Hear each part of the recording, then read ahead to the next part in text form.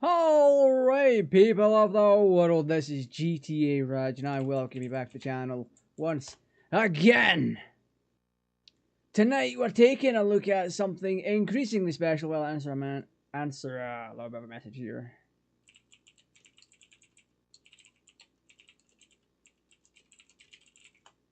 Alright.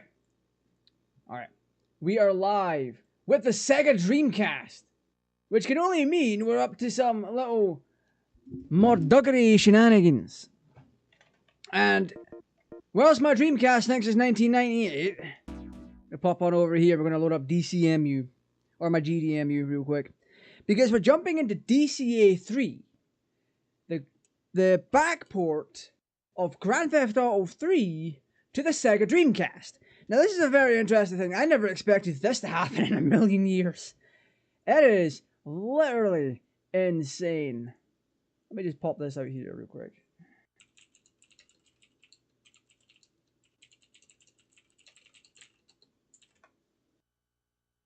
So, yeah, that's the thing. I'm using my Palo Dreamcast. So, that's the thing. Here we are in GTAmu, my GTAmu. So, I have to go all the way down at the bottom. I've built this image myself. It is made using the PC port, or the PC version of the game. You copy your files, make a CD image of it, and get a special executable, and then bada bing, bada boom, you're up and running. Currently, this doesn't seem to be working on emulators. I tried this on Flycast, and it really didn't want to work correctly. As you can see down the bottom, we've got DCA3 and then a big number, Alpha 0, yada yada yada. And if we go through, we have a keyboard and mouse setup. So this is definitely the PC version running on Dreamcast, which gives me a few ideas for future content, but that's just between me right now.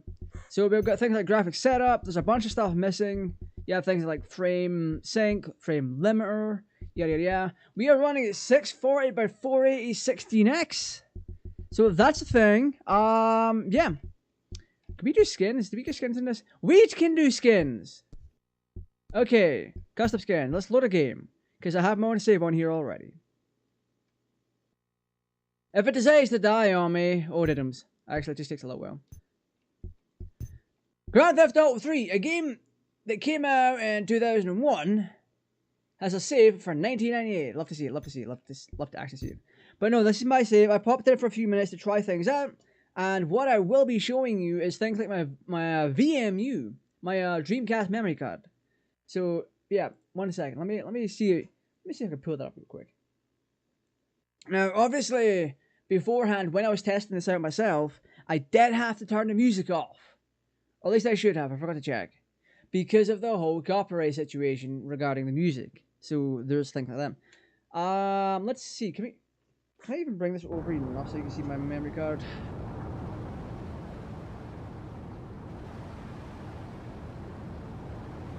There we go, you can see some stats on there, like frames and all that. So, yeah. Let's turn the audio down a bit. Okay, so you obviously move with the analog stick as standard. So you can move left and right and all of that. Your face buttons do face button things. Enter a car, get jump, etc, etc. Triggers are actually used for driving, which is such a welcome change compared to the base Grand Theft Auto series, which used X and square for freaking acceleration and brake, and then handbrake is something else. So yeah, let's show this again. There we go. We can jump with B. Then we get in out of cars using Y. So let's show that again when I bring up a vehicle, because I have one in here, or at least it should be. There we go. So we go up to vehicle, press Y, you get in, yada yada yada. If I get hit for copyright on this, I'll be pissed. So you drive with your triggers just like in modern games. So that's your reverse. Turn with the analog stick. And then yada yada yada. There we go. I'm not exactly. I'm just showing that part off for now. If you want to switch weapons, you get out, and then once again, I'll show this on camera. You can use the D-pad to switch. That's how you get around a lot of the stuff. Because the PlayStation 2 version had a lot more, had more buttons. So the map are better. But yeah, I have a few ideas for this in the future. Yeah, boy's got ideas. My brain is working. My brain is actually functioning for once. But no, let's go to Luigi. I actually have the audio working correctly. Now, if you try... off topic or on topic, but a different conversation topic. If you wanted to run this on an emulator, you currently can, but textures and buildings don't appear, so it's like a white screen with a bit of an overlay on it. Let's go and do this. So using the virtual memory unit, like I showed off a minute ago. Let's see if I can get back up. There's values on the memory unit. That's for debugging and stuff like that. So right now I'm currently sitting at 23 frames per second. Now keep it in mind, the visual memory unit for a freaking Dreamcast is not exactly good in terms of screen. I expect that if you use something like a VMU2, the more modern version, you'd have better results overall.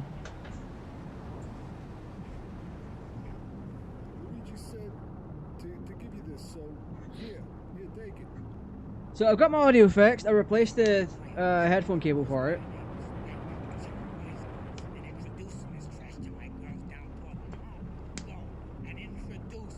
So the way that it goes is I'm using a VGA to HDMI adapter, and the audio stuff from the VGA is split off into a cable, and then it goes into my VGA to HDMI cable connector thing.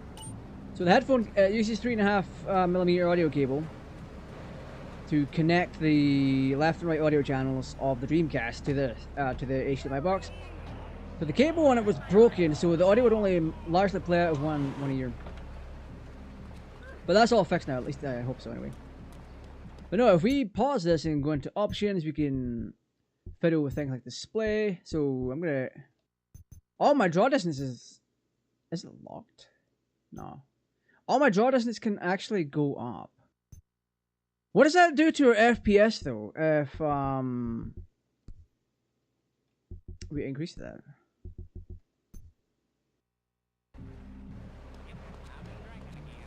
What the hell? Okay, that didn't do much. Anyway, it wants me to get a thing. Sometimes you may need to use pathways not shown on the radar. I already had that, but okay, thank you for that. Use the D-pad, right button, D-pad, left button. It takes you through it using Dreamcast controls.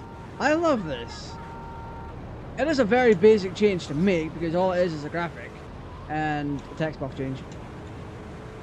But it works. It's not exactly telling you to press Xbox buttons, like what other things would do. But I freaking love this. Saint Marks. I'm going the entirely wrong way. Let's take a shortcut. Okay, that's not a shortcut. No. Oh, never mind. I thought it was water. Never mind. So if you want to look to your left, if you want to look to your left while driving, you hold. Never mind. It's not working anymore. Oh, there we go. Oh, wait a minute. That's cool. So if you hold down A and then move the analog stick left and right, you can look at the different sides of your car. That's interesting. I wonder why they implemented it like that instead of... Oh, that's for radio. Oh crap. First person? Hit radio. Whoop! This is my car now. Thank you. And stealing this. Oh! Oh, I thought I killed the radio. I mean, video killed the radio star and everything. Yeah, things are a little bit different.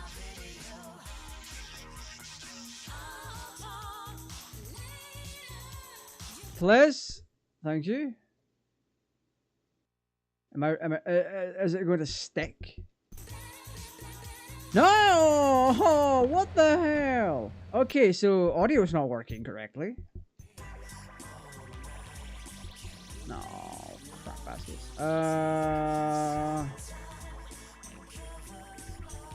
I'm in headphones, of course. Oh, I can't turn off the music. That's some nonsense. I have to turn the radio off. So I'm gonna expect copyright claims on this. This is interesting. I don't know how they didn't get that implemented correctly, but it's fine. It was honestly fine as an alpha.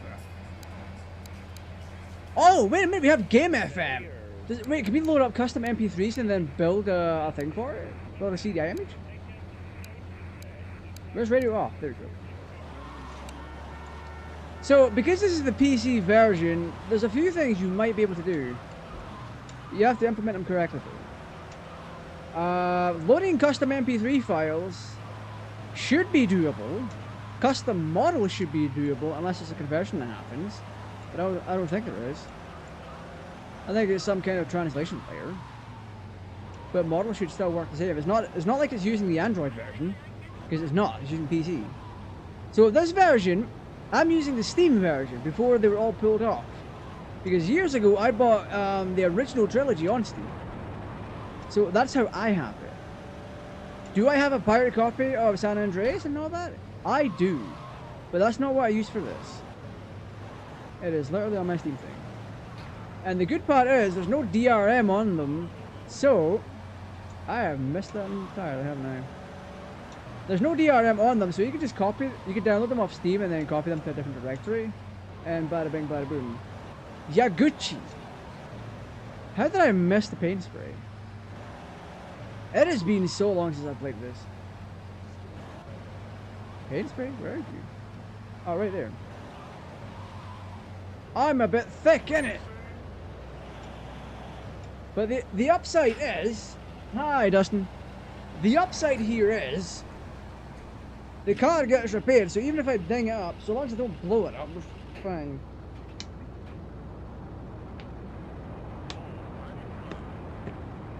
Oh, my fine. I know, currently, with the draw distance as high as it is, this keyboard and mouse setup, I've got a few ideas of what we can do with that. This keyboard and mouse, so... let's turn draw distance down. Let's put it to 1. Obviously subtitles on, we actually need that. So yeah, just double checking. Some settings weren't sticking. Oh, we got a 24 FPS in here. Nice. Well, this is Grand Theft Auto 3 on the Dreamcast.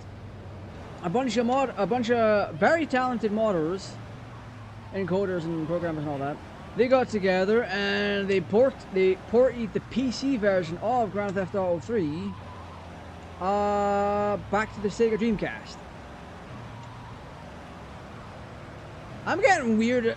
I'm getting very interesting artifacts now. Oh my lord. This is why I like testing things. This is why I've been a tester for many, many years. What happens if I crank this?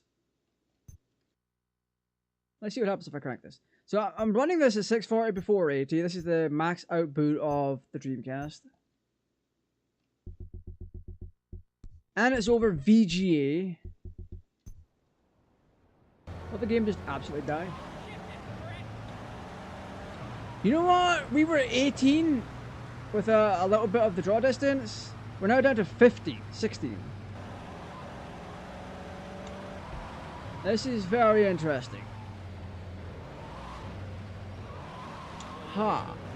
I imagine if you ran this over a composite cable and got 276i, you might be able to get more frames. Or actually, you should be able to. But I'm not trying that, because when it comes to Dreamcast, I'm diehard on VGA. Okay, there we go. Yeah, I haven't played all the way through GTA 3. I've only played some of it.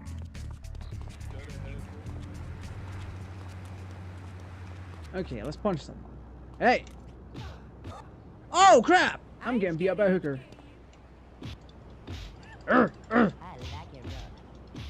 I like it rough. Can I have money?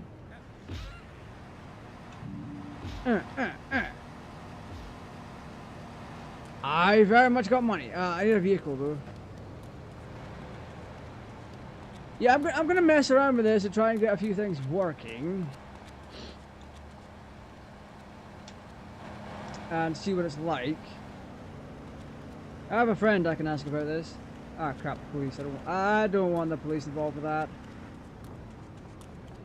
Let me see.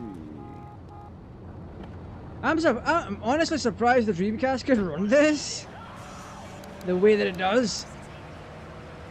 This is very stable. Aside from the music setting. The music setting just doesn't work. That's the only thing I've noticed so far. The draw distance works. If you turn it down too much, you get LOD bugs. Lovely detail. But it said it's lowest, so I would have to run the original 3 at lowest. And then see what happens from there. But yeah, ultimately...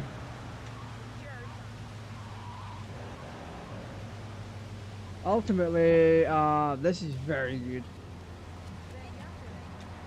There we go. Drive Misty for me.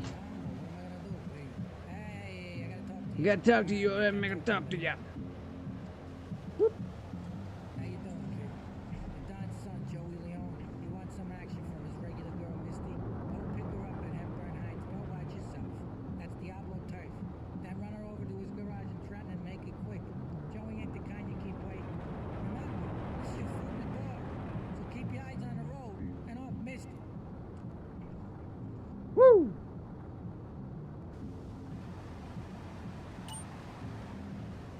When on foot, press the D-pad down to look behind. You can play the game from the beginning to end or just the missions. As far as what the developers have said, you can play this all the way through. This is, in fact, the PC version of the game running on Dreamcast. So you have your display setups where you can change draw distance and all that. Just for the sake of having a half decent FPS, that's not at 15 to 18. We'll go draw distance 4. This should be more stable. Yeah, we're at 20, we're 19 here, but we can go up to like 25 FPS. There's some fog, which is interesting. Go and pick up Misty. I mean, you lose a little bit of detail, but we're also at 640 by 480 over a VGA cable. Being converted to HDMI and then reshaped into freaking put back into 4:3 aspect ratio in my software. But ultimately, as it stands currently, this does not work on an emulator correctly. It will load, and you can still play the full game, but a lot of textures and a lot of, actually none of the models load in, but textures for the most part don't load in either, so you get like a white screen. Some Ordinary Gamers has done a video on it, and he shows the results of running it in Flycast. And I can back that up because I ran Flycast on my Nintendo Switch and it did the same thing. Literally the same thing. I used the same CDI image as I'm using right now. No modifications or nothing. And bada bing, bada boom. Everything is white, there's hardly any textures, you can't do diddly. So if you're gonna do this, if you want to play this, you're better off playing it on original hardware. For the time being. Unless someone makes a guide that can help with that. And get it all working. Did I forget where my handbrake is? B. B is my handbrake. So like, once again, because I still haven't seen anybody play the full game, and that's why I was concerned about it. It'll be crazy if they had the PSP GTAs on it, Liberty City Stories, Vice City Stories, Attention Wars.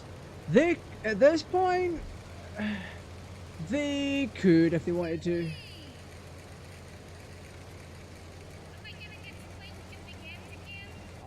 But like, yeah, it's all on my Dreamcast controller, like all the stats and all that I can read out. The only thing that I'm concerned about is FPS. FPS is fine. I don't think the stories games are as graphically intensive. But I'm going to be playing this for the next hour or so, and you can check out what you want to check out, essentially. But I've got a lot of interesting stuff that I want to do for Dreamcast in the future. There are still new games coming out for the Dreamcast. There's a whole bunch of indie developers that still put out games for it, and it's well worth checking out. Like, I covered one a little while back. That draw distance is a little, that LOD is a little bit annoying. You know what? I'm gonna sacrifice the FPS and have the detail and clarity here. We're gonna crank the draw distance. Now, to reiterate, not every option's going to work. I found that out the hard way. Because as a streamer, I don't want to get copyright claims up the wazoo. Actually, is the audio even good? Let's see. Whoop. Yeah, I might as well make the stream an hour now. I mean, yeah. Like, I was planning on making the stream over an hour anyway. It's very rare for me to do a short one unless I'm like ticked off. Okay, visual details.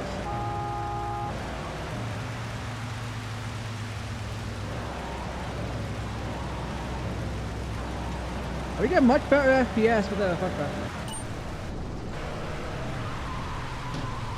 It's going to take me a little while to adapt to having these controls. Keeping in mind, the Dreamcast controller is one of the worst controllers made. Like, it's good, but it's bad, if that makes any sense. So we're going to save up real quick. Like, the Dreamcast has one of the worst D-pads, and it has one of the worst analog sticks. Outside of that, it's a reasonable controller that actually set the standard for what we use now. So if you think about the standard right now, what's considered the standard is the Xbox controller. Well, the Xbox controller entirely took its layout from the Dreamcast. All they did was switch around a few colors and add a few more buttons, and bada bing, bada boom. So game's saved. It is saved to my VMU. I want to check something out actually. Now that we've saved, let me check something out. I want to see if there's any VMU data for it, like a memory card save. So let's check that out. Let's check that out. That's one of the few things I haven't checked out yet. Yeah, I'm not gonna close the lid. I don't need to close it yet. Dreamcast? Hi. Did you break on me? You shouldn't have. Even if the Dreamcast were to break on me right... there we go. Even if the Dreamcast broke on me right now, I still got spare. What is this? Oh, hello! Okay, that's GTA, I think. So there's my Sonic data, there's Phantasy Star. Yeah, GTA 3 SF1. Save file 1, 58 blocks. Huh. And then this appears to be save data for your settings. Interesting. Yeah, let's not touch any of that. I very much like having my save data, thank you very much. So do that. Close this. Turn it off. Turn it back on. To get back to that menu, I had to take out the SD card that loads GDEMU on boot. Yeah, just like the Nintendo 64 controller is an interesting one because it's designed with two styles in mind. It just turned out insanely terrible. That's what I said when I first played the Xbox back in the days, Xbox with the Dreamcast 2. There was even releasing Sega Dreamcast IPs on the Xbox like Shenmue 2, Crazy Taxi. Yeah, and even later on down the line, when Sega started going multi-platform, you had things like Sonic Adventure and other Dreamcast titles available on both PlayStation PlayStation and Xbox. No, we're jumping right back into it. I just wanted to see what the save data stuff was like. That's very interesting. It makes a save for your save, but also makes a separate save for what appears to be settings. I wasn't a fan of the Sonic games on GameCube. Outside of Mega Collection Plus and Gems Collection. Because they took the PC version, the original PC versions of Sonic Adventure 1 and 2 and put them on GameCube and put a few extras on them. And that wasn't the best version of those games. The best version at the time was still the Dreamcast versions. I don't know why they didn't port those. So that's how you have things like weird lighting in certain places. What was it? There were some sync issues with cutscenes, and Sonic Adventure DX had it the worst. I know that much. But Adventure 2 had broken homing attack for days. Like it was kind of tricky to keep it up, and it's in every version since the original PC release. What are you grabbing here? I'm gonna grab this. What I want to see, if I can get a hold of a Dreamcast keyboard, would I be able to input cheats? Because it is the PC version, you're not gonna have the PlayStation 2 buttons or for our cheat codes. That car is sweet as hell. I'm taking it. Oh my god, did it just... Oh, it's probably despawned at the place. That is terrible. You know what? I'm thinking of actually backporting modern Sonic Adventure 2 at some point. If I can remember the clues are for it. Sir, you're gonna have to halt. I'm stealing your car. And there's not a thing you can do about it.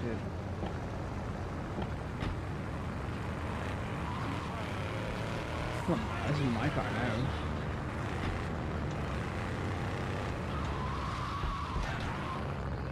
You know what? This still handles fine.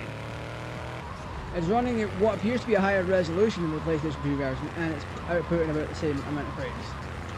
Give or take a few. Whoa, what is this radio station? So, if you remember back a few years ago, I covered the PS Vita release of Grand Theft Auto 3. That was a very fun one to go on.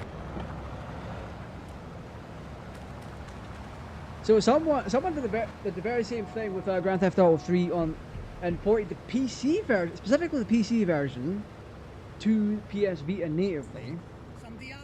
But then they also did it to they did another version using the Android version of 3 Vice City and San Andreas. So you can run all 3 of them on the Vita natively. Hey, I saw that.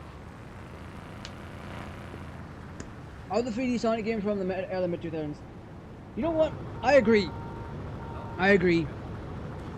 Like, Sonic 06 is the one that needs it the most. That game released unfinished. Because according to rumors, Sonic 06 very much got lost. So they had to use an old buggy version of it and then finalize that. And then the buggy version is what got released. That's just word on the street at this point. I don't know if anyone can confirm that. It would be interesting if it was true. However, what I will say... Oh shit, what? Use the D-pad right and left to switch weapons. Okay. Hold the left trigger button to auto-target. Right trigger to fire.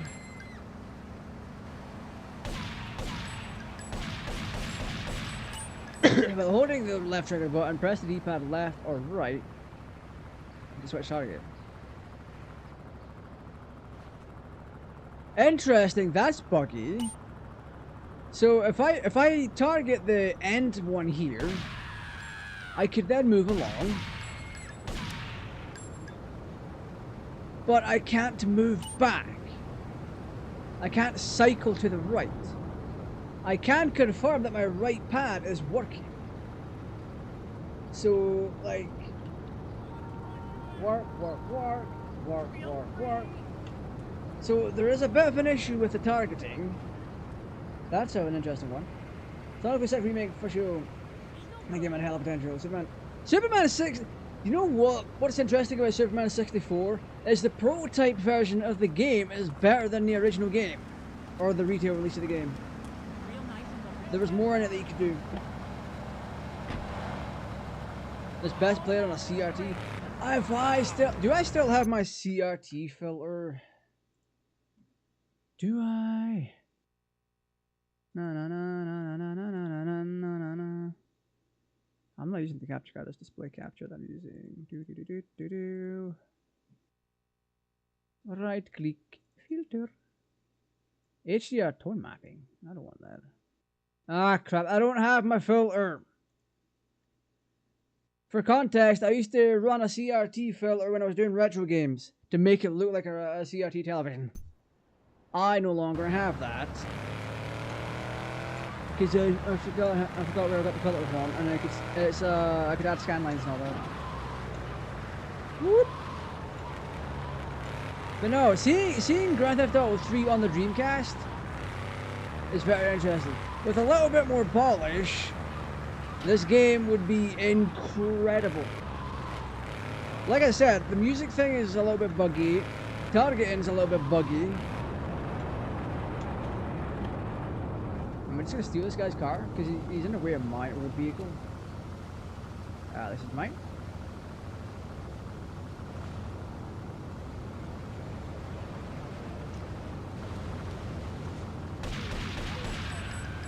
That is entirely the wrong thing.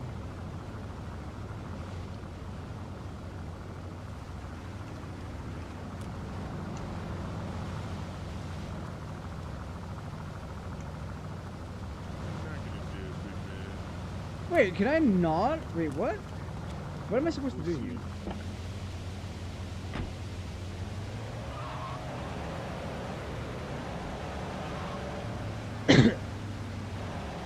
How's my day? My day's been pretty fine, actually. How about yours?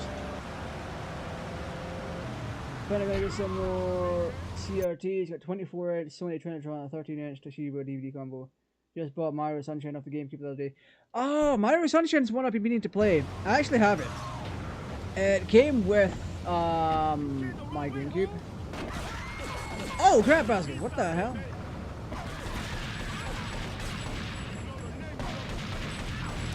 There we go. Take his car though.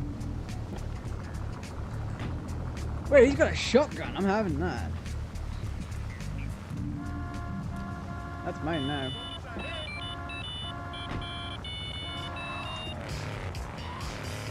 Yeah, I'm not listening to that.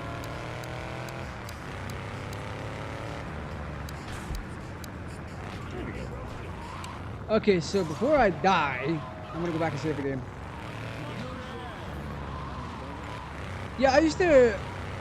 If you watch my really old content from about 12 years ago, you'd see the CRT that I used to run. Not by choice. Because good lord, CRTs are insanely heavy.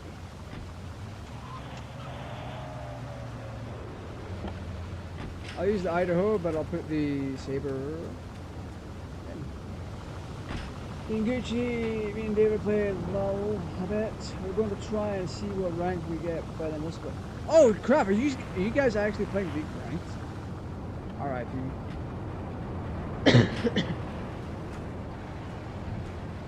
People didn't like that one, but I feel the Sunshine and Galaxy are the best ideas for Mario. I've never actually played it. Like, okay, so I got my GameCube for free about 3 or 4 years ago at this point. A couple of years ago, actually. I left it there in England for a bit, but it was with all the attachments. Or no, the GameCube came with one controller and a bunch of games: Sonic Adventure 2, X-Men, and a few others. Mario Sunshine was one of them. And I left it there in England with Annie there for a little bit. So, yeah. But The interesting part about the GameCube for me is the Game Boy Player, and just the whole fact that you don't even need the boot disc anymore to use the Game Boy Player is insane. Like, you could just straight up...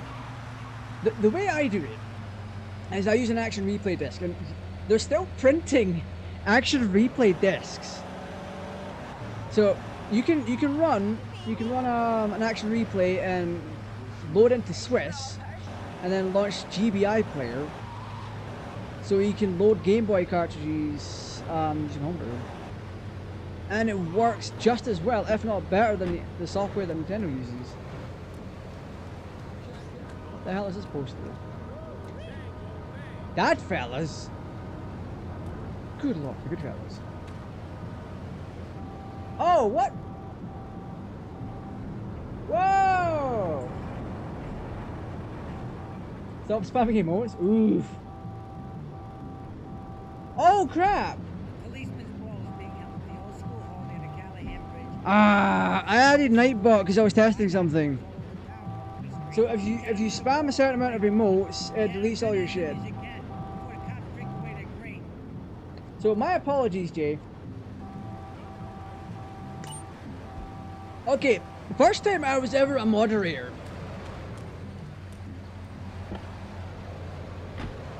First time I was a moderator for anyone, I accidentally timed someone out for 300 minutes.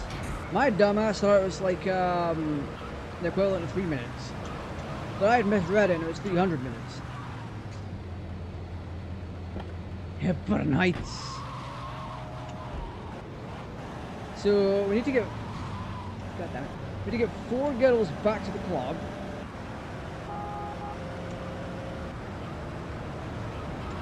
Speaking of command prompts, can you help me sort some out from my streams? I can try. I know how to do the Discord one.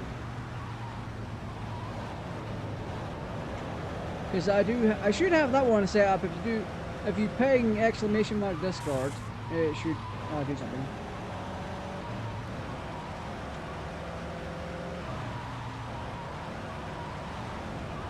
But yeah, you know what? At some point, I will give Mario Sunshine a try. It's not often I play Mario on the channel. I've almost never played it on the channel, outside of maybe like Super Mario World.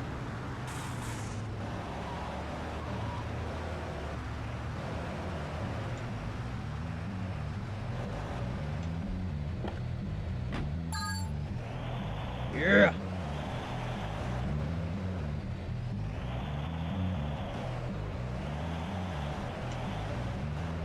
There's a skip method you can use for this. If you get a bus, you can just go around collecting people and take people up.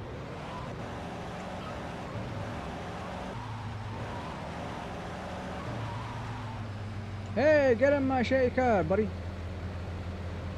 You have to Google something. The other night, that guy had to see my league rank. Wait, he tried to see your league rank? Wait, could you even do that with a Bachman?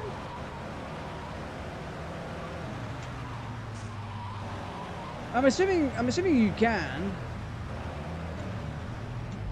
If we could figure all this stuff out and like have Nightbot do it for us, we can use it on YouTube chat and like your chat too. And if you're not following Annie over on Twitch, it's twitch.tv/capsparks. Very good streamer. I'm sometimes on there, not always, but sometimes.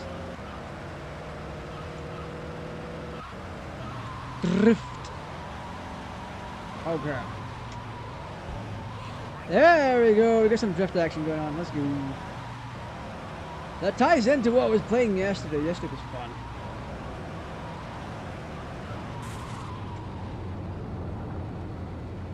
We got 2 minutes 15 to pick someone else up. Jesus.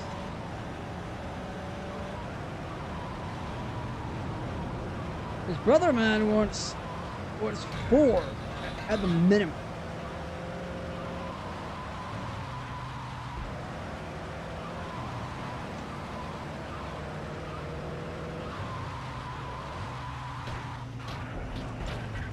That works for me.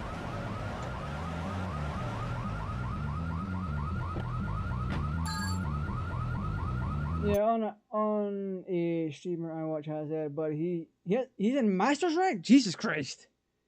I don't know why, but you playing this makes me want to play The Simpsons Hit. Oh crap! Yeah. Okay, I have The Simpsons Hit and Run on my Switch as well. Once again, a bunch of talented developers took the PC port of Simpsons Hit and Run and put it on the Nintendo Switch, and it is bloody fantastic.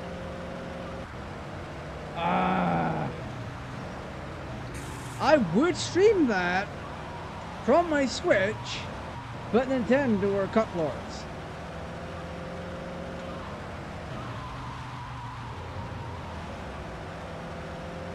You know what? Wait, I have it on PS2. I can give it a try. I've played it on PS2.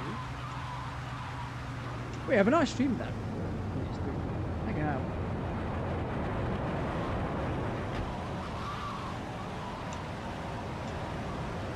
You know what?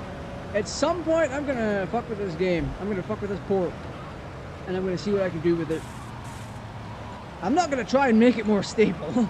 No way. I'm talking about mods. We're gonna put mods on this. It should be more than viable.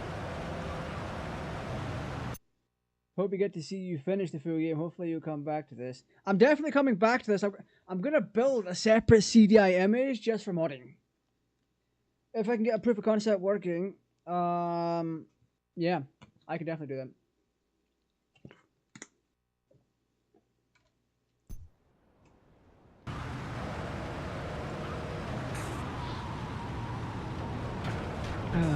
You know what? I'm gonna hit someone up about that. Okay, there's now 4 in that club. Is that a pass? A fail?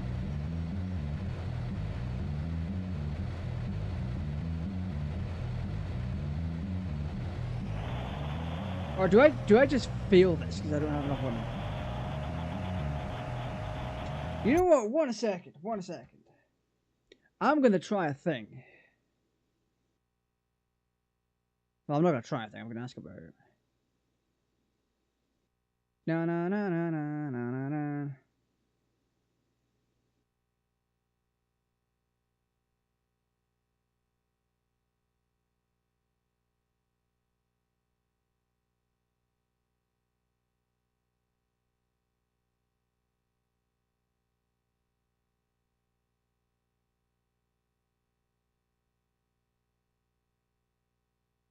There we go. Once I get the new Life is Strange, I'm going to stream them all. Oh, damn! I like the Family Guy games too. Future Hammer game costs too damn much now. Might as well get a modded PS2 or Xbox. Just anybody that. That's honestly, when it comes to retro stuff like PS2, you're better off just doing that. You can pick up a slimline PS2, stick on free McBoot onto the memory card, or get a free McBoot memory card, and then just run ISO loaders, and then play games that way. That's one of the ways I've got it done. Another way for me, because I have the fat PS2, is I can run my games over the network. Bit risky that is, but no one really cares. Yeah, we're just gonna let timer count down because he wanted at least 4 girls.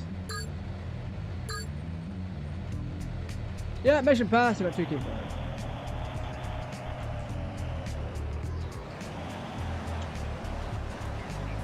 Alright. So we got joy missions here. But once again, we're going to go back and save. I want to see if that 58 block counts for everything we got to see. Like, in terms of all the save slots. So what I'm going to do is I'm going to make 2 saves.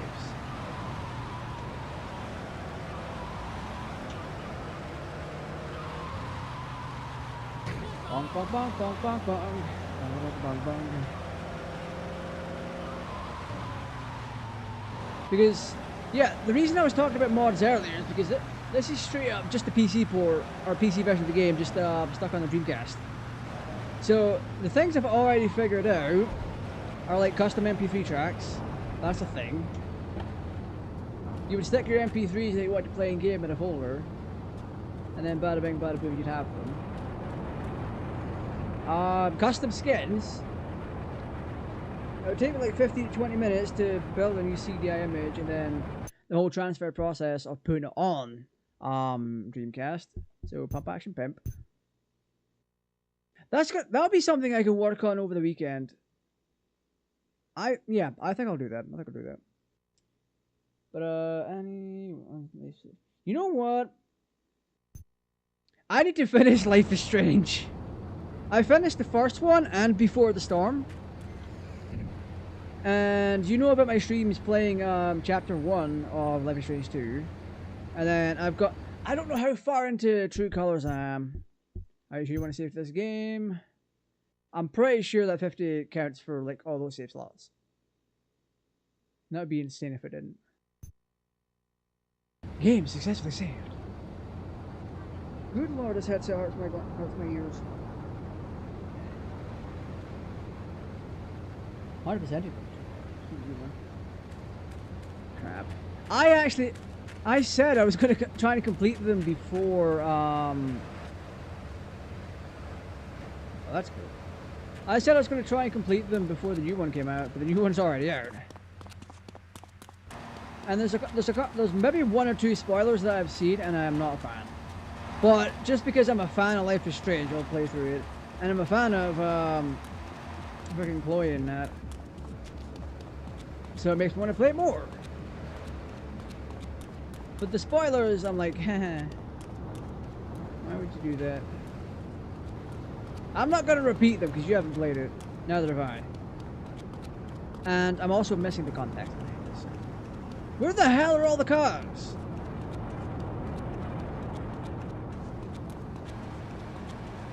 I'm going to beat up this homeless guy. Oh, that's a woman. Never mind. I'll beat them up anyway.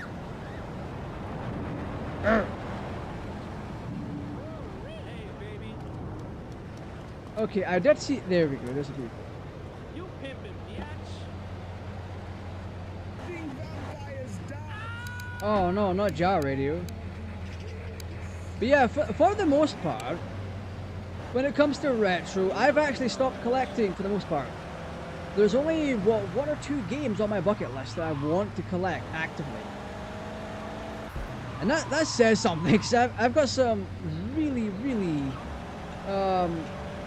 weird shenanigans going on with my retro stuff.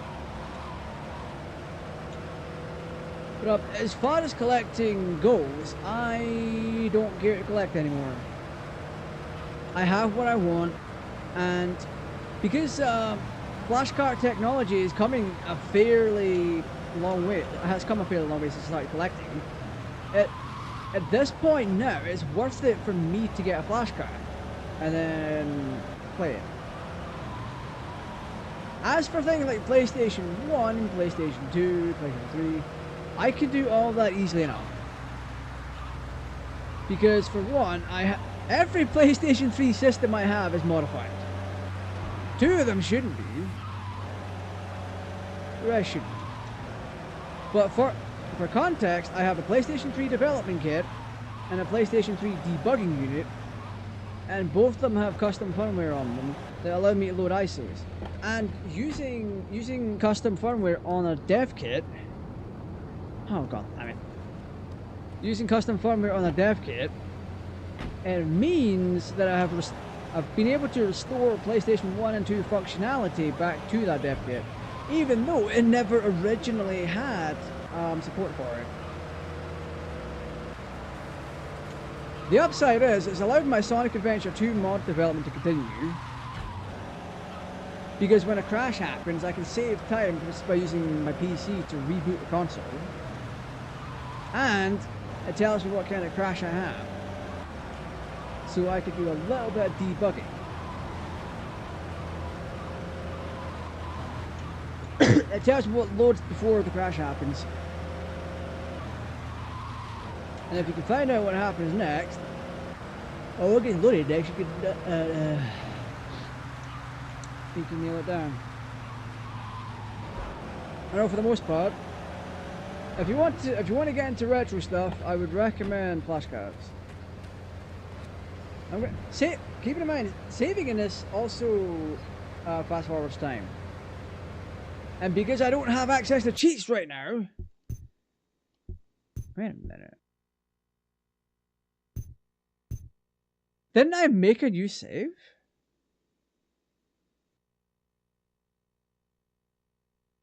I could have sworn I made a second one. I'm off, going to have a bath in bed. I'm more tired than trying to be here later. Oh, God.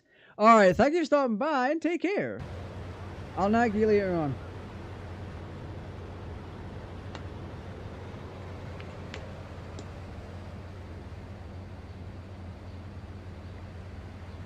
I should have used my earbuds for this, but it's like whatever. I just love having physical stuff with all the game DVDs albums. I'm the same with DVDs and albums. Yeah, save this game. But as for games, unless it's something very specific, I'll get a flash card, stick it on there. There is one aspect I do love about collecting. Yeah, when it comes to collecting, I get pretty uppity about the version of the game that I have. Okay, so I'm not able to use slots 2 through 7. This one's free though. Interesting. So what have we nailed it down to? Music settings not working, targeting is not working, and making separate saves doesn't work.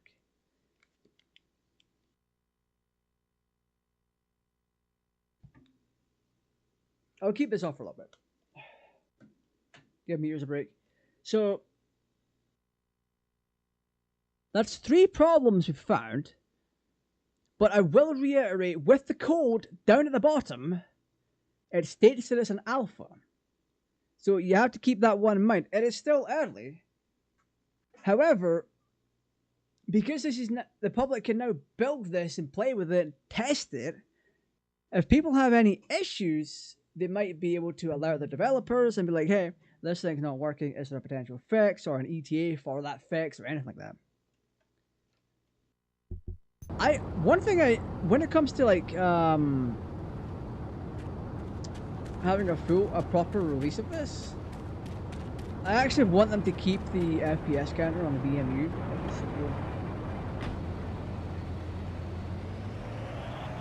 But no, when it comes to retro, I love it, but it gets costly. But back on topic. One of the things I love about collecting retro are the disc-based games. And like I said, I get pretty uppity when it comes to the version that I pick. So for example, in the UK, we have the Platinum release of a game, which is like the second or final, normally the final printing, final version release of the game, which normally never has a data change on the disc. So if you buy a game in 1998 and it gets re-released again in 1999 or 2000, it'll still be the same game for the most part. But what I like about having physical games is artwork and the manual. Some games you might be doing. So for example, Metal Gear Solid 1. If you do not buy it on the PlayStation Store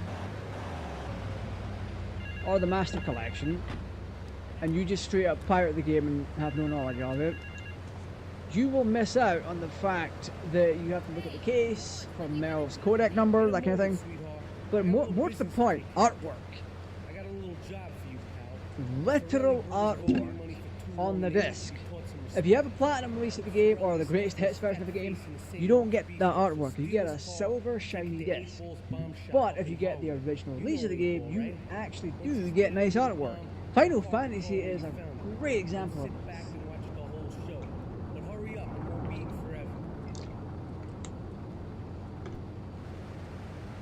I don't think I have a platinum release of Final Fantasy VII. What am I supposed to do? Oh, I've got a thing to do in 5 minutes.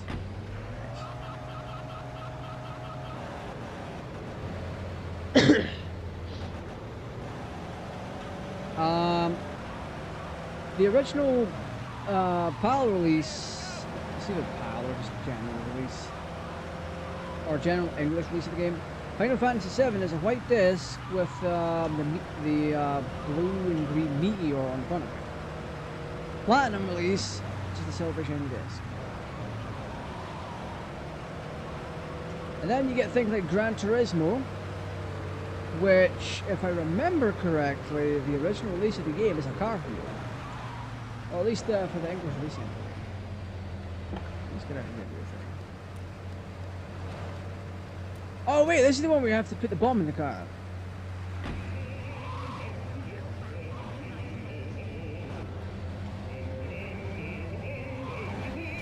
And you have to do it without damaging the car. And you have to put it back in the exact same position you got it. Makes sense. Manuals are pretty good too.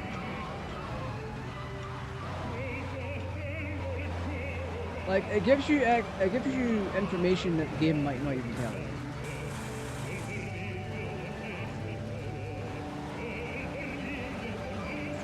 Oh, I might be able to get away with basic mod points. Ah, fuck it. Like I said, it's been a long time since I've played through any of GTA.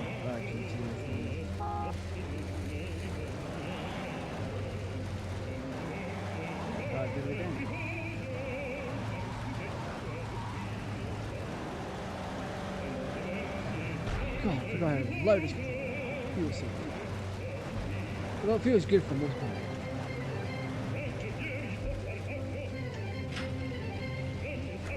Hey, welcome back, Dustin.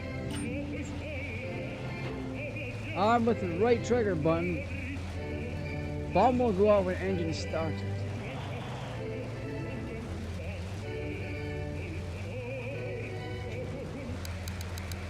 Oh, that might become problematic.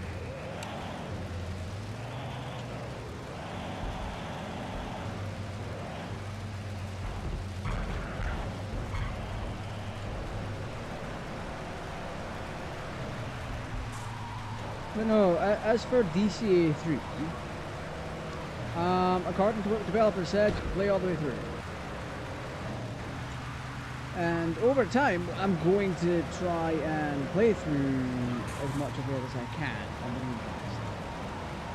So every so often, there will be a DCA 3 stream. You can count on. Because I love it when stuff like this happens.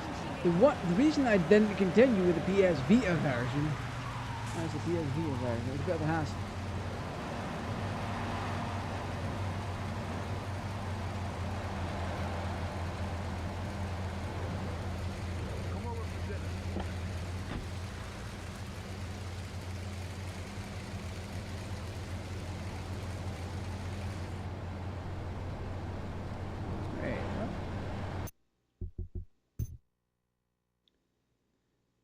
Park the car at the back of my computer, activate car bomb and get out of there.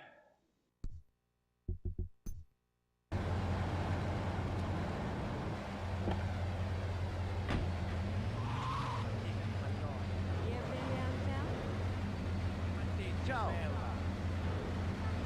Vieni a casa, la cena è servita.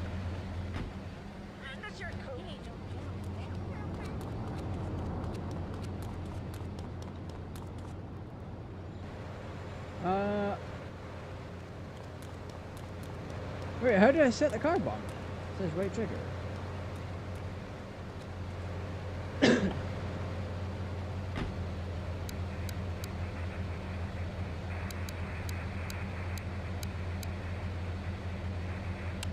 And he's left, doesn't. Where's my damn tools? Oh, hold down A and then press that thing. I got it. Run! He won't notice the massive bloody dent in his thing. Where's my damn tools?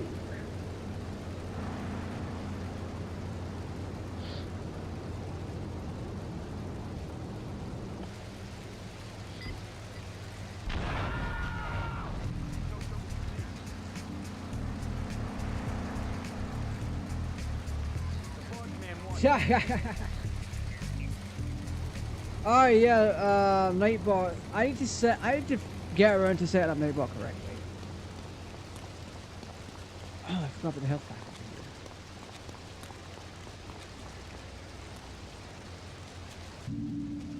But this is still going to need further testing.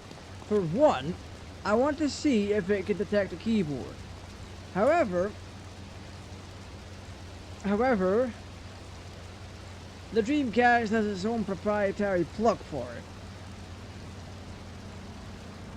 So unless I get some kind of a converter or buy a Dreamcast plug, or buy a Dreamcast keyboard. Oh, marvelous, great.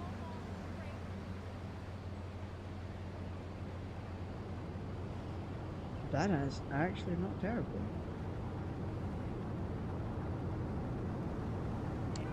Real nice and leverage. How long's on that? 4 days. You know what? I might go and get that. Actually, I will. If I can get a hold of a Dreamcast keyboard, I will plug it in and see if I can run cheats using keyboard commands. Because, like I said, this is the PC version just running on Dreamcast. So I should, in theory, be able to plug in keyboard, just twat around with cheat codes. If that is the case, that is going to be fantastic for future classes. Because it means I can do a certain thing, yada yada yada, and I might do whatever.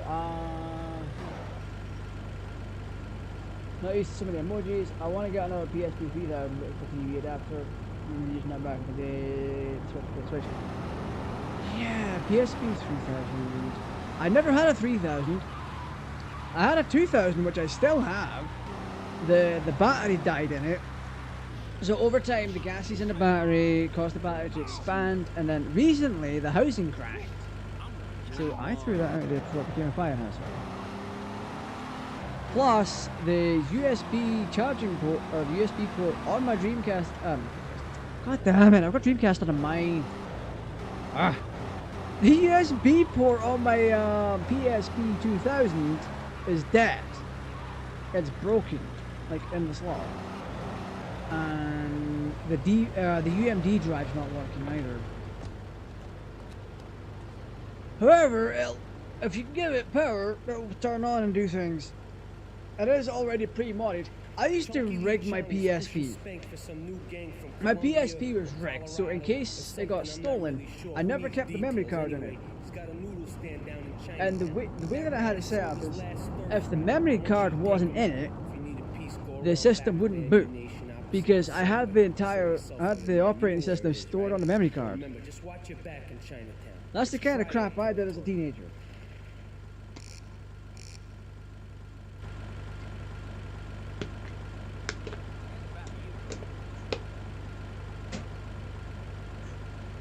I used to do PSP content on the channel.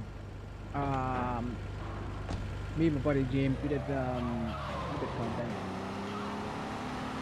We used to upload the City of Final Fantasy videos, and the way that I captured them was actually, I sometimes used the inbuilt recording feature for the City of Final Fantasy, but for the most part I used joystick players, and it's a piece of homebrew that allows you to view your PSP using its USB connection. At best, it's very laggy, but it works.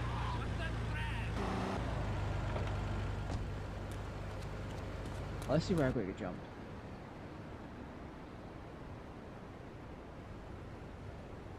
Yeah, I'm going to jump here in a second.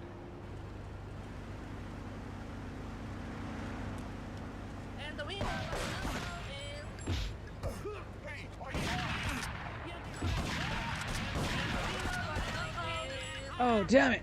Damn it, I'm dying. Ah! Mission failed.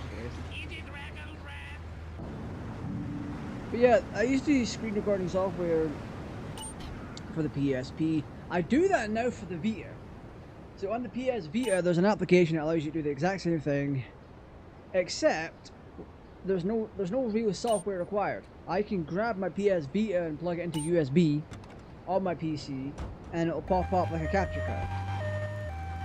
Unfortunately, there's no audio, so the way to get around that is to get a 3.5 millimeter or 3.5 millimeter headphone cable, plug it into your Vita, and then run it to the line in on your computer to transfer your audio.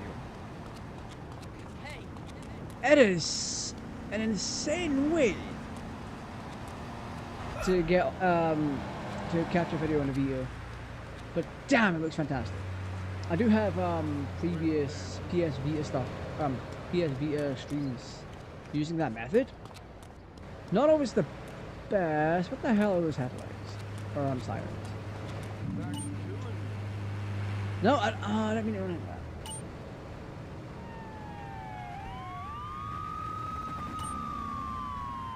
Those were some very special sirens I've ever seen any. And an LCPD with a riot vans. It wanted level and you have level 1, 2, 3. I don't like the fact that GTA 5 scrapped the 6-star wine level. I went up to 5.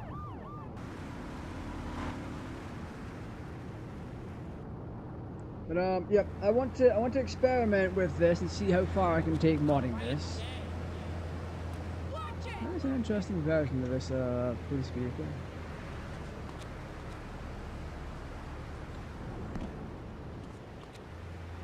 Oh crumbs! I've lost all my weapons. However, I can make up for it by stealing this. This is now mine.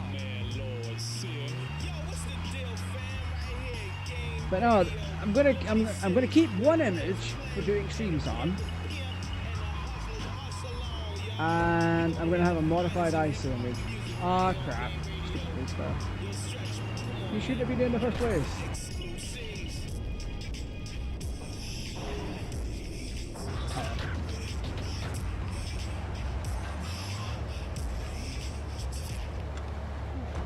I mean, that is a pretty cool place to land with that, but yeah.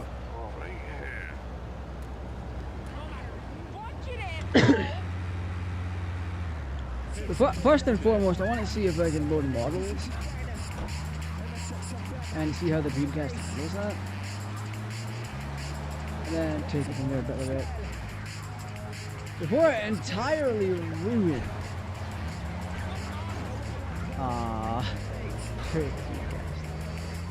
or not the Dreamcast, the Dreamcast port of it. Because it genuinely didn't take much to get this running. It just took a little bit of time. You get the custom executable, you run a couple commands, and then you install the SDK, Callista OS SDK, and you do a couple other things, and then bada bing, you're done. It takes less than 10 minutes to get everything done. Except for the build time. The build time's about 20 minutes. If you're making a bootable, a burnable and bootable, a version that can be burnt to CD and then booted back up again, it will fail, and then you just rerun it and then it fixes itself. That's how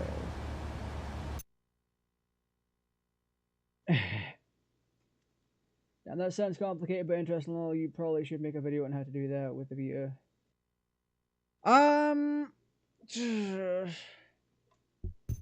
If you already have a modified Vita, it's just as simple as putting a couple of files on your SD card, and that's it. And you just plug it in, bada bing, bada boom, you're done. Like, a lot of the things I hear about, I think are really tough to do, and then I look at the instructions and I'm like, oh my god, do I have to really read all that? But when you get into it, and it's broken down into put file A here, put file B here, put file C here, make one change here, and you're done. You're like, oh, that took like 5 minutes. Modding in general to the normal person sounds scary, because they're thinking, oh, he's probably doing this on some kind of like hacker system or something. It's like that whole Matrix thing with the freaking command line box that's all green and scrolling upwards. What game never get old? Old as gold. Okay, yeah, I need to mod my Vita. I got 2 of them. That's the thing. When people think of modding, they think you're taking like all, or when it comes to installing mods to a console, so long as it's software based, it's not terribly difficult. Like the Nintendo Switch, for example, you have to install a whole ass mod chip to it to get it to boot into Hecate and all that, which is far beyond me. I don't do solar, I don't do anything like that. If it could be software, whoa, ho, ho, hi there, assert failed. Sampleman DC.cpp, line 533, function load sample bank, expression staging buffer. I got my first error. That is very interesting.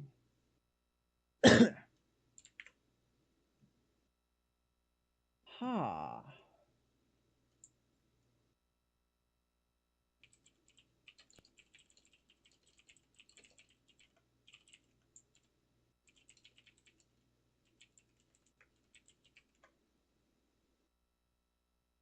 Yeah, this is very interesting. This is the first crash. Aborting the system. So it's actually exiting the game. So I can't do anything unless I restart. Luckily, we've already saved. Oh yeah, no. Buying a modded Switch is very interesting because you can see, because of how much effort goes into actually putting the mod chip in, and where you have to solder it and do all that. It is worth some of the time. It's worth the price you pay for the system. There is guaranteed to be, especially if the seller says, "Hey, I've repasted this Switch, I've cleaned it out, and I've done X and Y to it, and I'm charging this much, and it's also got a mod chip installed." It might as well be worth it. Like for example, not this Dreamcast. I've modified this one myself. Literally, the Dreamcast DVD drive just lifts out. It is slotted down with like it's not even screwed in. It's slotted in. You lift it out and that's it. The power supply is also the same. It's held in by like what, 2 screws. Take those out, lift it out, you're done. So my other Dreamcast, my secondary one, the one that I run games on, that has the battery holder replaced so you can change the battery that's in it. It's got a resettable fuse, and it's got a region-free BIOS on it. I did, and LED lights, of course it does. I did not do those. Everything was fixed and sorted on the board. The LED lights and all that were installed and whatever. Those were all installed by the seller. I did nothing to that Dreamcast except for switch out the power supply. So you got the Switch library with it too? No. You had to install all the homebrew yourself. It took me a while to get it right.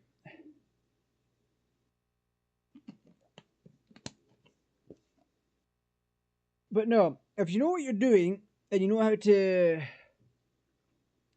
how to back up games on your Switch and you know how to install games to your Switch, you'll be just fine. Because the modified Switch that I have is a Switch Lite, which makes it's in this perfect form factor for carrying around an airplane and all that. And I did do that with my original Switch. My original Switch is still next to me. It is not modified in the slightest. As for when I want to legally buy Nintendo games. But yeah, it's very interesting. When it comes to Switch, I send all of mine over the network for installation. I use tinfoil for it, but I make sure I own the game first, because my Switch Lite is not connected to the network. If the game needs an update, I will go online and look for an update for the game and then put it on. Getting it to work for me was a lot because it was, wow. Generic game storage function, generic load, line 7272. May not be relevant. IO error, DCA3 aborting the system. Wow, okay. That's not an error we have.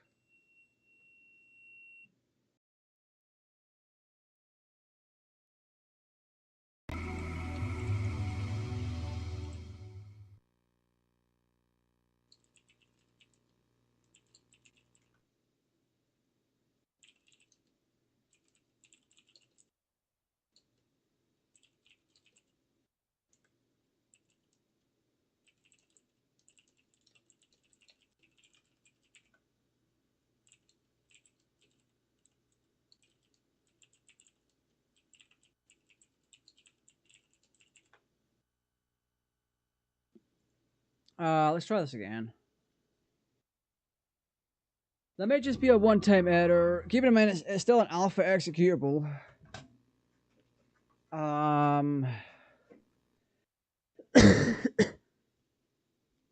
Yeah.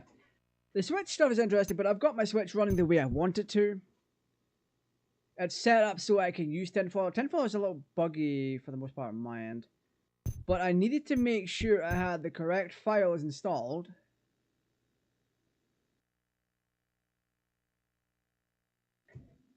And there's so much information out there. There's so much misinformation too.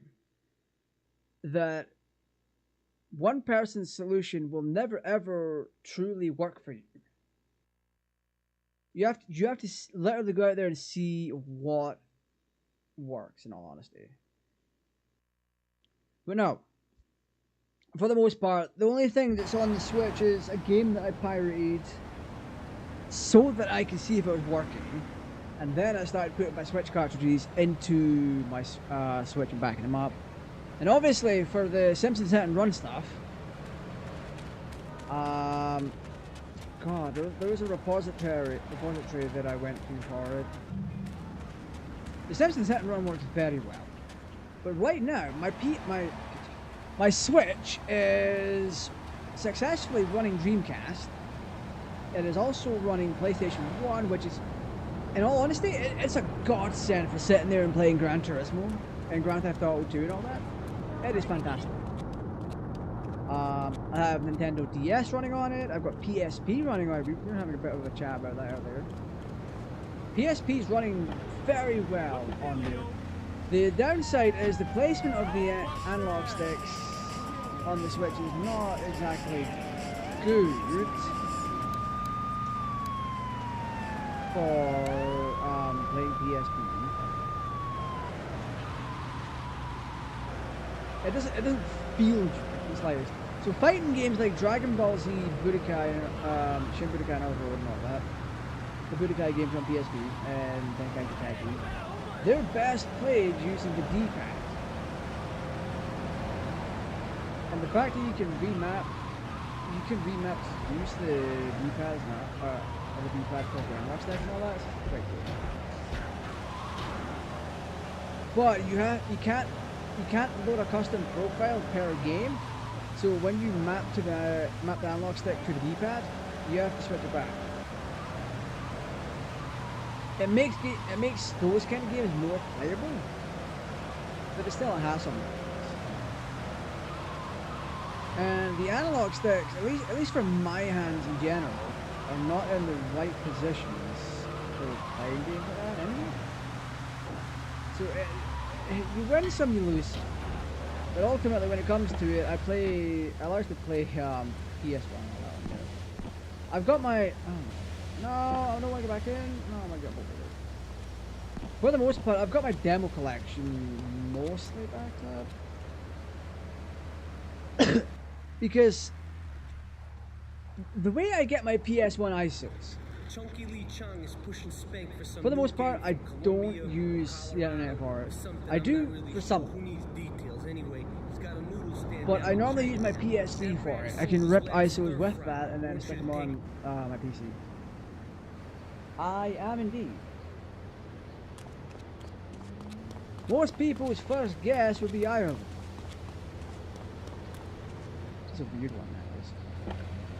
Speaking of BT3, that game is mad expensive out there, and I got that game for a good deal. Fat PS2, BT3, Ape Escape, Crash Team, Spyro, and more. Oh, I bought BT3 when it came out. I ended up getting it for like $15. For me, what is the most expensive version of that game anyway? I know the PAL version is expensive, but not expensive. Let me check real quick.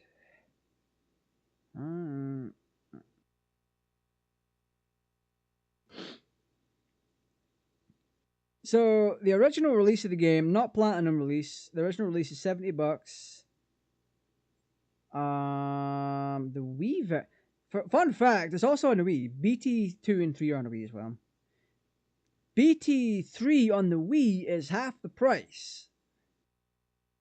It's a $40 game. So if you want to get it, you can.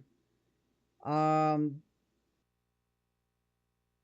NTSC. Let's see NTSC prices. I'll be in that region later on this year.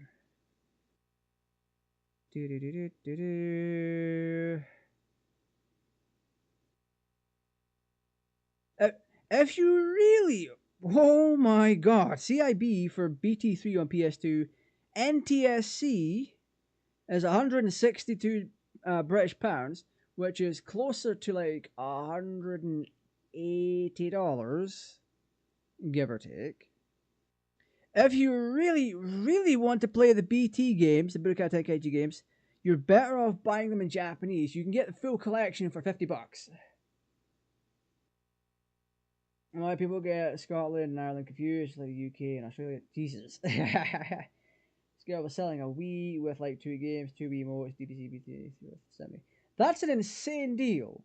Like, quarter of that would have went right to the Wii. Wii's are so cheap, and people are trying to get more money for them now.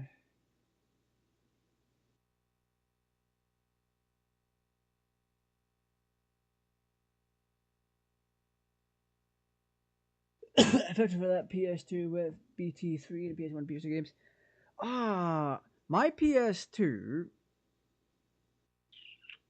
PS2 fat was like 50 or 60.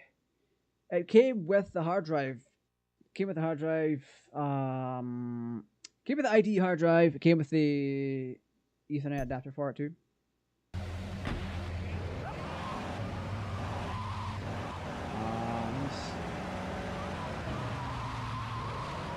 Oh, I need a weapon.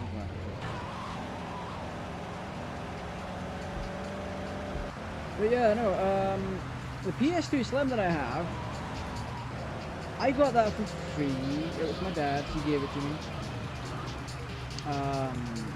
Earlier on last year. Luckily, it is the correct model of PS2 that can take the full Mechapon. Mechapon is a bit of homebrew. And what it does is it flashes a new BIOS to the system. And you can pick whatever BIOS you want. So I flashed a debugging BIOS to my PS2 Slim. So now it can act on a hardware level without mod chips or anything. It can play PAL games, NTSC games, NTSC-J, and it can read gold label master discs. So that's fun. Any other Slim's a little bit different. Most other Slims, you would only be able to play games from PS1 games. But no, I went and flashed a new BIOS to it. I think it's a debugging unit. Interesting. Let's get rid of that video. Buy PS2 games for $56. Jesus. Gonna get me a jungle green Nintendo 64 set and a GameCube. I only got 3 Wii's. I can't stand how to get barrels. Jesus. Yeah. Again, oh my god. What do I have?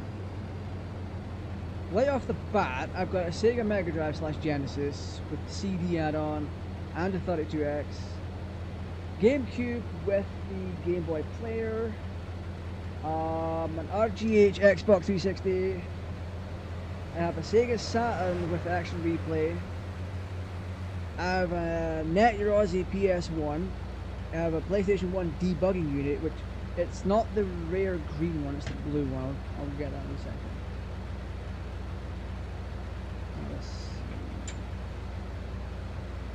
None of these are really hooked up, so I can just take these out.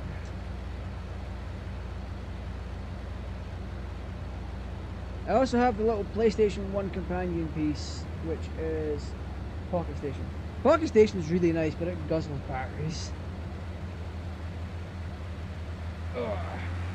Alright, here's the Net Your Aussie PlayStation 1. It is a little bit dusty, it's nearly clean time.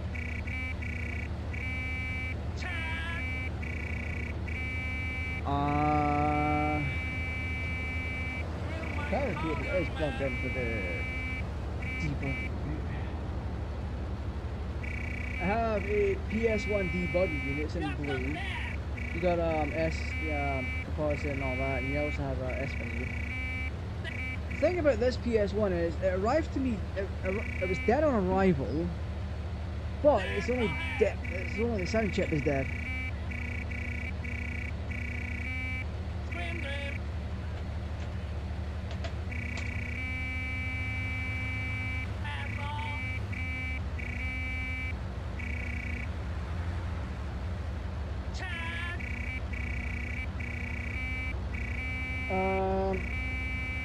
Yeah, when it comes to the debugging unit, the sound chip's dead, and I can't. It's not an easy thing to replace because the sound chip doesn't use anything that's the same. It doesn't use the same sound chip as what later PS1 used. So if the sound chip on it dies, you have to salvage a launch model PlayStation 1 from Japan. So the SCPH 1000. Not 1002 or 1000 or 1001 or 1002, the literal 1000, because the 1002 and 1001, those are based off of the Japanese 3000s, which I actually didn't know until I done research into replacing the stuff on my board. Like I said, I don't touch soldering. But I do have a donor PS1. I just need to find someone to replace the, what's it, 92 pin chip on it? Take one off of the donor PS1, because I know that one's working. And it's exactly the same chip as what's on my debugging unit.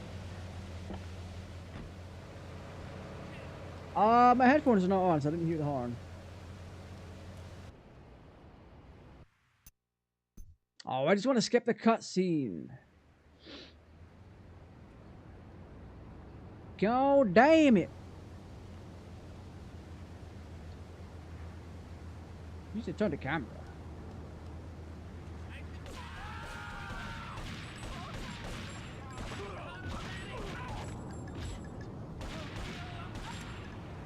There we go. That went a lot better this time.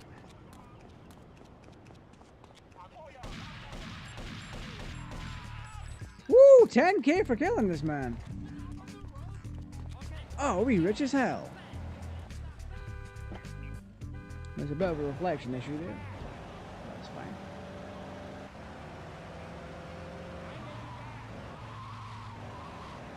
Huh, I still can't believe I'm running this at full resolution in full draw distance. This is still pretty decent. It just goes to show what the Dreamcast can actually do. This is just incredible. First person edit.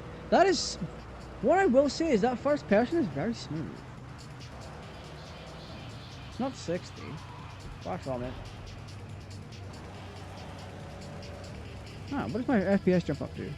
That's what, 22 FPS? There's no way. Taking that back.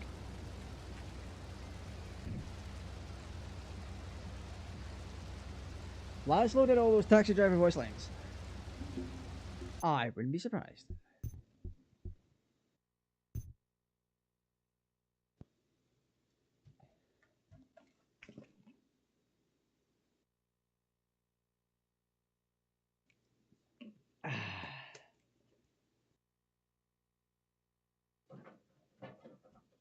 The Dreamcast, while limited, still has a lot going for it. That's just incredible. One of the games that I showed off for it, and I don't think it ever. I don't think it has a. I need to check in with Heart of the Quest. Heart of the Quest is like a Dark Souls medieval type game, like as in the medieval. It's one of those styles, but for Dreamcast. It was pretty. But to see to see what the Dreamcast community can do. Even the servers are still online for a bunch of Dreamcast games still. Might be rocking. This is the rate. It's like 15 FPS, give or take, 14, 15, and it feels decent. It doesn't feel like a jittery mess like an actual 15 FPS game would in the modern day and age.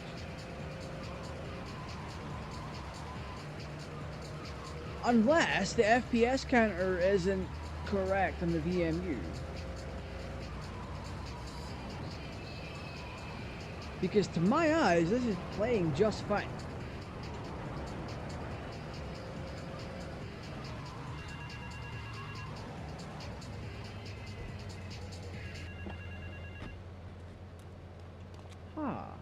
Van Hest. Those mini consoles had potential. We should have got mini Nintendo 64 and Dreamcast. Alright, we're gonna hit the payroll van. At least I was here to telling try that to being a tell bad everything. thing at the same time as Bullets being won't good. even dent the van. It was ahead of its time, but it had largely unnecessary features. I was like how the VMU can read what games you were playing and I had a picture of the game. Yeah, there was a lot of good stuff that could come from that. For GTA 3, as debugging information. For things like Shenmue, Soul Calibur, and a few other games, you'd have commands on it that you can look at. I don't know who would do that, but you could look at commands that you were going to input on the VMU screen. It's like a kind of reminder of what you're doing. Other times it would be like cute animations. I used to take my VMU to high school back in the day. I really did. And I had my Sonic Adventure 2 save on it with a Chow. And I'd play the Chow slot machine game. Gonna steal this real quick.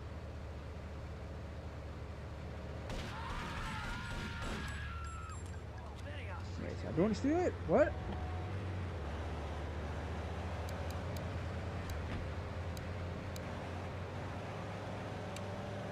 If I can just ram the van and beat it up.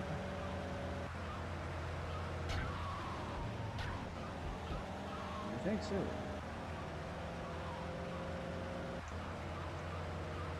Keep it in mind, my headset's not on, so I can't hear the game.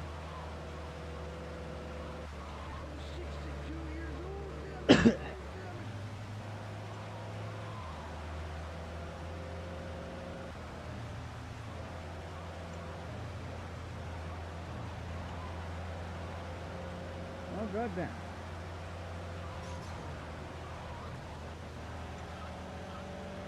The Chow Sonic Adventure was a business one. 2 to 3.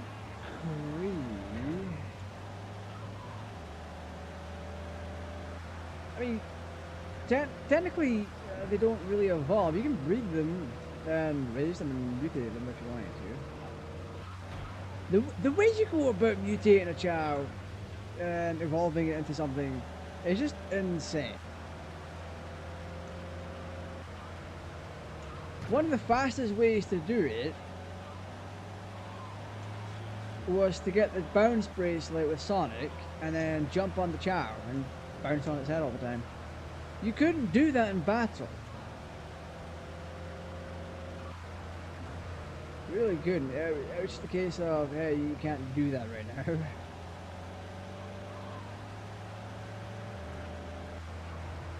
And once the Chow was sad, he'd start turning brown and then he would turn black to indicate that he was a bit of a ding dong.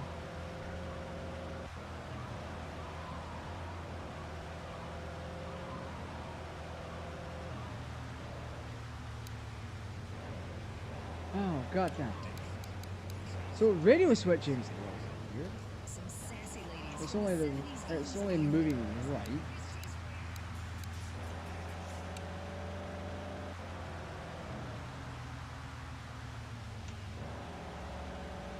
Oh, drive-bys are gonna be a bit awkward.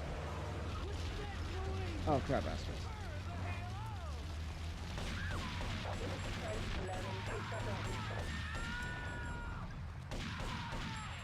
I think this mission might be a bit of a fail. Yeah, I think that's a bit of a fail. Oh, I'm gonna quit that for now. Imagine if we got Sonic Adventure 1 2 remake. Oh, I just crashed. Nice. I got Sonic Adventure 1 2 remake and they added more evolving for the Jow, just like the Pokemon getting bigger. That is an interesting one.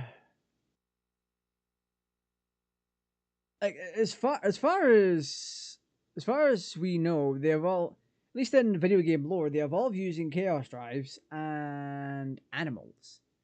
Plus, they're prone to affection or being smacked around like little ding dongs.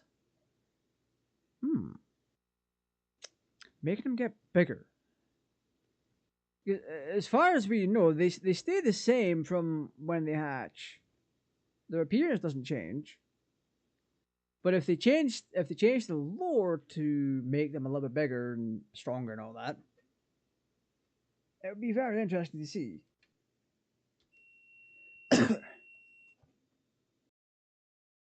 Well, I mean, you can do karate in SA2 Battle.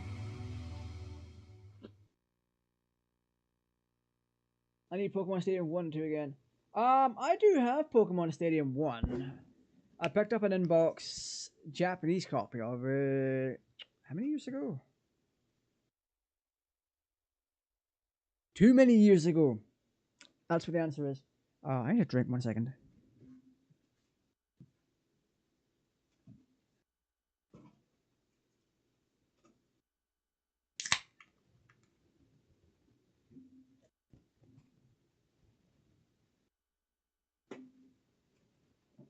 Oh my goodness. Oh yeah, one thing is I also have Dream Shell on here. Dream Shell is something interesting. I didn't expect that to work on a GDMU. So if I needed to, I could use our Dream Shell to back up my saves. I should be able to do that still. The first one only like $20. 2 is like 78 out here. What 20 is that for an inbox?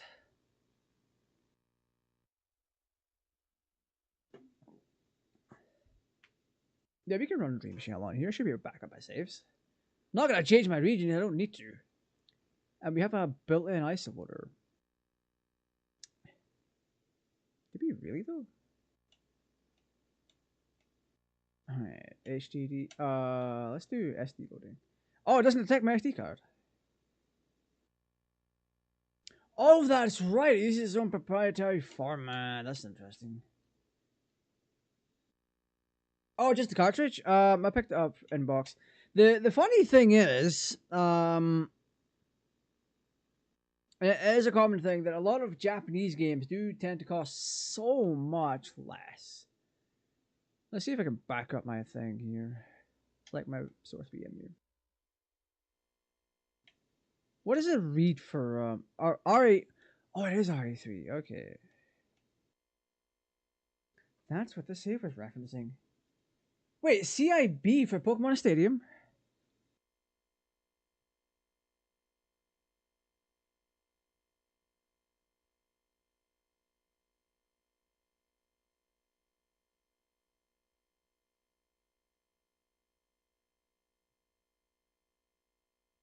Huh. Right. I was wondering what they were using for as a backend for GTA 3. It's RE3. I'm gonna copy. Does it detect my SD card if I click it? No, it doesn't.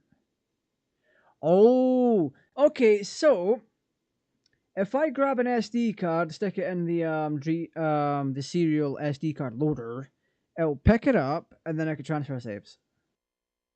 That's what it can do. I can also copy it to different cards than that.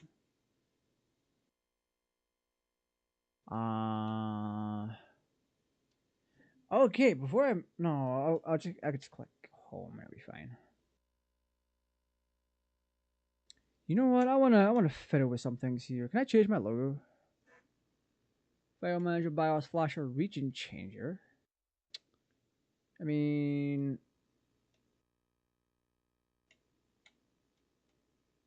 let's just back it up.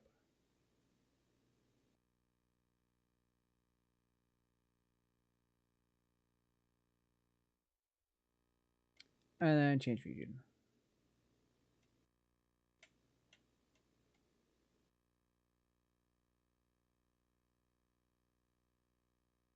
Set swirl color to blue.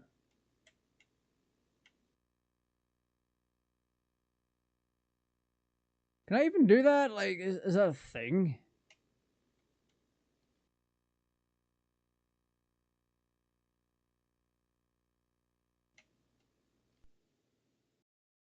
Will that happen? Will it work? No video. Imagine if this is... No, I didn't change it. Never mind. Whatever. At this point, it's just me fiddling with the Dreamcast. Let's take out the SD card. We'll just sit on the home screen for a little bit. There we go. But no, my current thoughts with DCA 3, it is very interesting. I very much like it. It's interesting to see what the Dreamcast can do. The Dreamcast is still relatively decent as a system. The fact that... Now, I need to state this. I do not know if the FPS counter that was displayed on the VMU is accurate. Because at full draw distance, it was telling me that I was running the game at 15 frames per second at 640 by 480 by 16.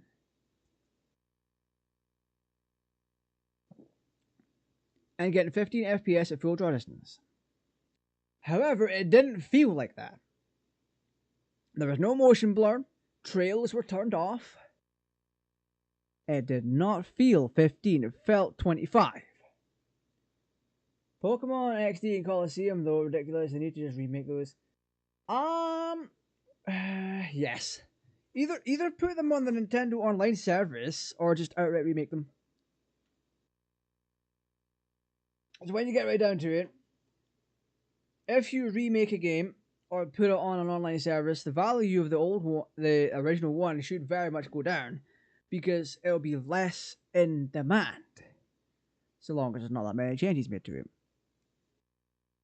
Like Castlevania Symphony of the Night, you can still right now, this very second, you can buy it online on the PlayStation Network for $8. Is it a part?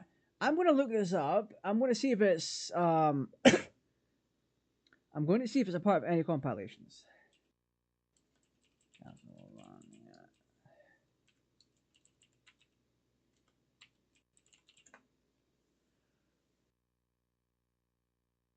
Castlevania Requiem, which came out for the PS4.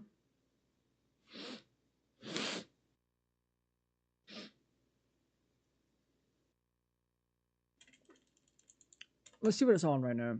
Castlevania Symphony of the Night.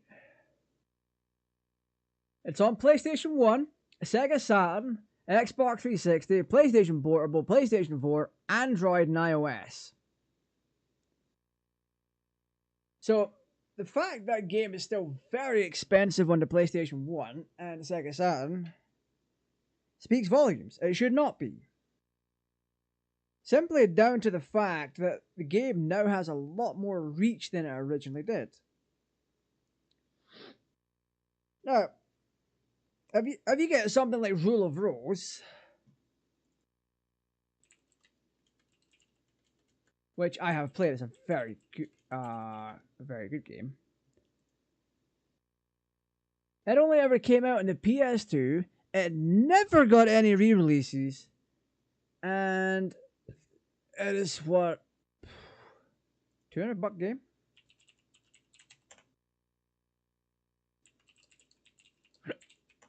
Depending on which one you want. There's a job lot bundle here for 400. It's got the Family Guy video game in it, which is part of the price. But right now, you're looking at one for 239, 279. That's in British pounds, so it's even more for dollar.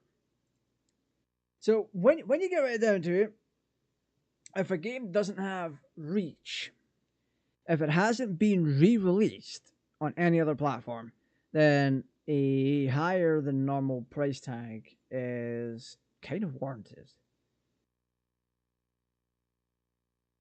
Just port the Switch online. That would be great. That would be insane. If you did that with Sonic Adventure 2 without the battle mode, that'd be pretty good. But I'm also glad they didn't do that with Sonic Frontiers. Sonic Frontiers, while buggy, it was still a pretty half-decent game. Its soundtrack is one of the best in the franchise, though. The soundtrack for Sonic Frontiers had no right to be as good as it is. Jesus. But no. I do not know when I'll be back streaming DCA 3. I have been told that modding might not be possible or very much viable on the because it's made with RE3 or uses RE3 as a backend. Modding might not be that viable, but I'll give it a whirl. Hey, thank you for joining. But I will be continuing this adventure in the future. I do not know when though, because I have a few plans for future streams. One of them includes playing this more so, and what I'll do is I'll read out again. Well, not again. I haven't even read out my stream schedule this week, because if you go into my channel, click the community view channel, and then go to the community tab, it will tell you what I'm streaming. Because typically on a Sunday, I will do like a schedule thing. So, oh, that's right. I have a very nice stream coming up tomorrow. So yesterday was Gran Turismo 2 on the PS1. I played it. I used the PS3 for it. Tonight was obviously Grand Theft Auto 3 on the Dreamcast. Tomorrow I will be playing Fortnite. I'll have someone very special on. David and Annie might be joining on Thursday, for a League of Legends, but they will be joining on Friday for Pallet World. So that's that. This has honestly been such a great stream in general. I'm very surprised at how things are. I'm very surprised you can do what you can do with what you have. In this case, the Sega Dreamcast is showing that it can, in fact, run GTA 3. It can do it very well. Like I said, the stats that I was looking at were on the VMU. They might be either delayed or just straight up wrong, because that was not 15 FPS that was getting at full draw distance. It definitely wasn't. It felt more like 25. See you again soon. Nice stream. Hi, Bashanto. Thank you for joining. We're just wrapping up here.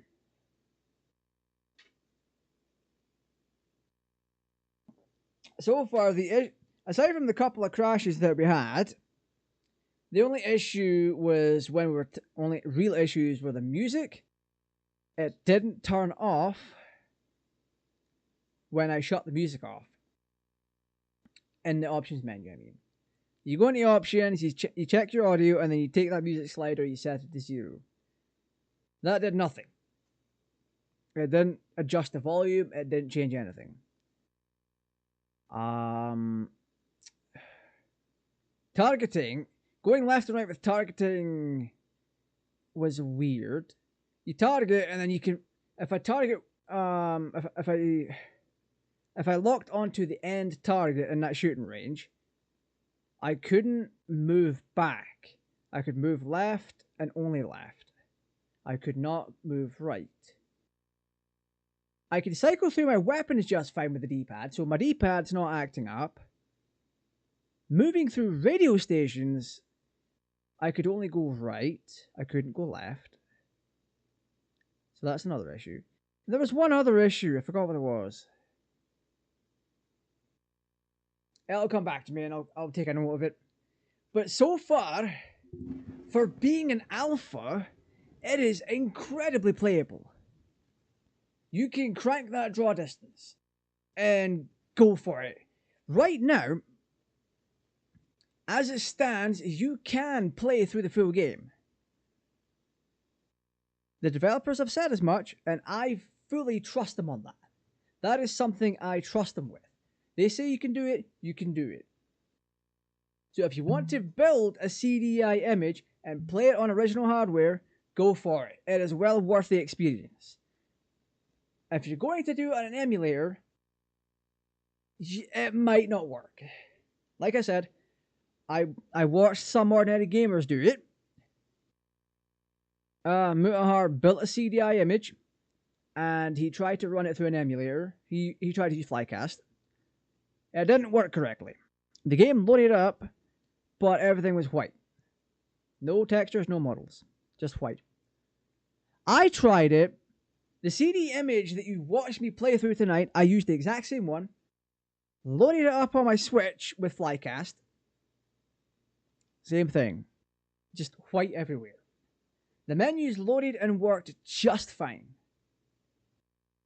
But when you click that new game and you get into it all, it does nothing.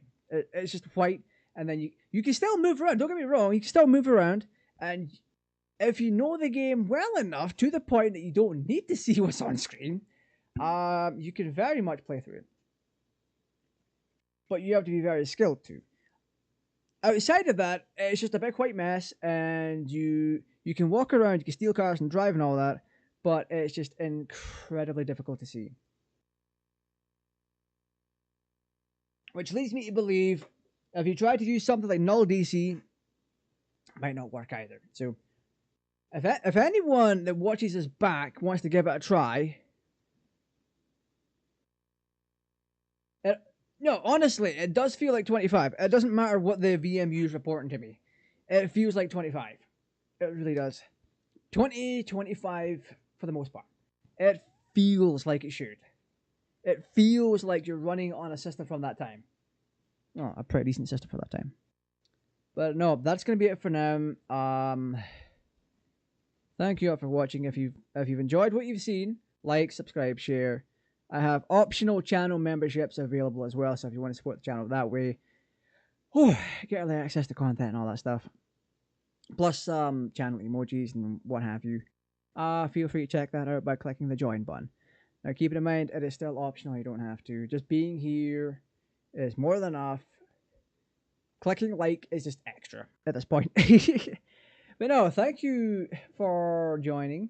As always, stay safe, take care, and I'll be back tomorrow. Bye!